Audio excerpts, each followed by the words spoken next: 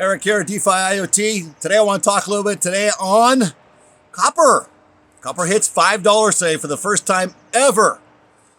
We talked about that here in this show over the last months. We've been talking about copper being so cheap, and yet with the whole ESG agenda, right? The whole going green, the idea of climate control and climate change control issues and so forth. We'll roll out Web 3.0. We'll roll out the use of more copper, especially going forward with all these databases and so forth that are going to need to be built to be able to supply and handle the future of where technology is headed, both on social media platforms as well as government. And you even go as far as government overreach programs, right? Like social credit scores, things of that nature.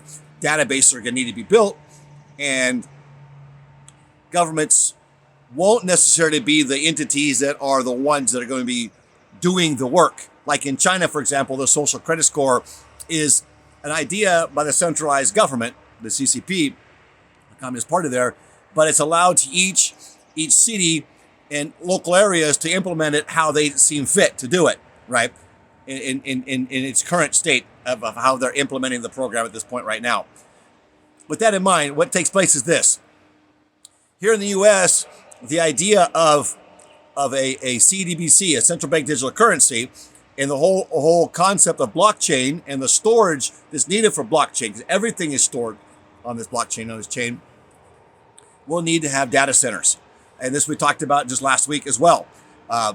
We had got to the point where copper was at $4, had doubled since over the last couple of years, and finally hits $5 as of today's writing. I'm going to read a little bit to you this article here, right? It's by Forex.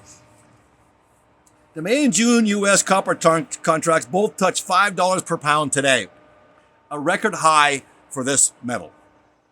The story is well known and something this writer has been writing about for years. There's been a minimal investment in the new supply, and the green transition is incredibly copper intensive. In other words, there's been very little initiative to find new copper.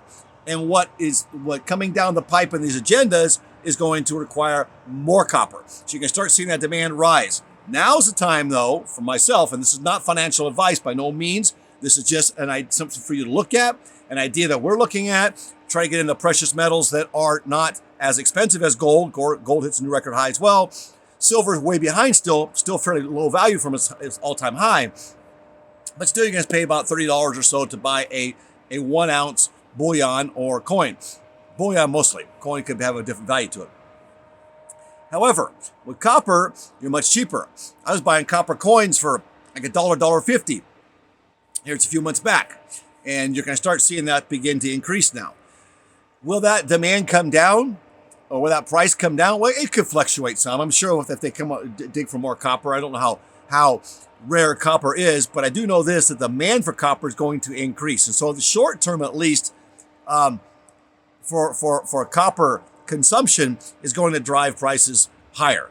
What that means long term, as far as how much copper is available out there untapped, that I don't know of yet. So just keep that in mind as you're going forward and looking into copper. I will just say this much.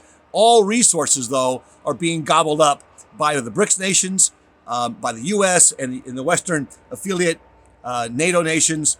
You're seeing all these resources begin to be gobbled up and hoarded by each sanction here, if you would, especially with the war taking place and the rumors of more war, etc. Let's continue reading. The latest leg is also benefiting from the current and future demand for data centers and electricity in general. In addition, China's economy is improving, and it's responsible for about 50% of global copper demand. The picture remains impressive. Goldman Sachs last month said copper is in the foothills of what will be its Everest. And with the break to $5 clearing at 2022 highs, the argument is compelling. Notably, though, today's price action has been volatile, like we just talked about. After starting at $4.80, it surged to $5.04, only to retrace to $4.91. A close above 5 would add some confidence for the bulls in copper.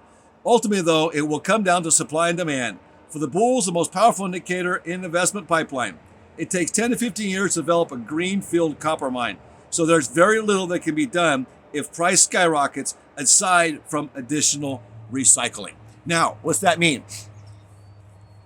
I've been trying to grab hold of everything that had copper, and I just kind of threw it around, then threw things out. Now I'm kicking myself in the butt, because now I'm going to start grabbing everything that's copper. I'm going to melt it all down. I'm going to make my copper coins and hold on to the copper. I just want to share this with you. You can do what you want. What do you think copper is going to do in the future? Want to let you guys know what's happening out there.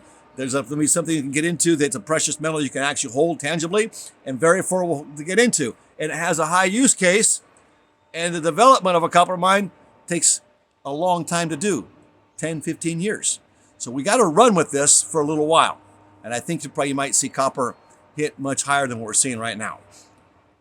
DeFi IoT, if you like this kind of information, do us a favor, give us a thumbs up, subscribe down below, and let me know what you think, where copper's going, and where you think we should be putting our money right now going forward with the threat of CDBC, social credit scores, etc., trying to roll out over the next 5 to 10 years. Talk to you in the next video.